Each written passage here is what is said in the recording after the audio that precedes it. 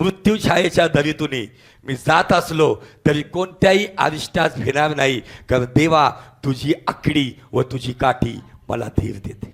या जगात तुम्हाला क्लेश होतील, पण धीर धरा. पण मी धीर कधी धरणार?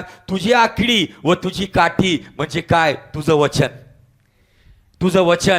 कधी कधी देव तुम्हाला मृत्यू छायेच्या दरीतून नेतो, यासाठी नेतो की तुम्ही पौष्टिक व्हावं, तुम्ही मजबूत व्हावं, तुम्ही ताजेतवाने व्हावे, तुम्ही सामर्थ्यवान व्हावं. त्या मृत्यू छायेच्या दरीतून लांडगा जरी मृत्यूसाठी टपला असेल, काळजी करू नका, तुझी आकडी व तुझी काठी मला धीर देते.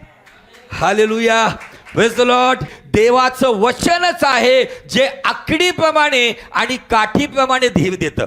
देवाचं मेंढरू या नात्याने, तुम्ही येशूचं मेंढरू या नात्याने, येशू उत्तम मेंढपाळ, महान मेंढपाळ, जिवंत मेंढपाळ, जो आमच्यासाठी सुरक्षा कवच आहे, त्याचं वचन जर माझ्या जीवनामध्ये असेल, कदाचित माझे निर्णय चुकतील, माझी संगती चुकतील, परंतु जर वचनाची आकडी माझ्या जीवनात आहे, तर वचनाची आकडी वाईट मार्गाकडे जाण्याला माझे पावलं चांगल्या मार्गाकडे खेचून आणलं.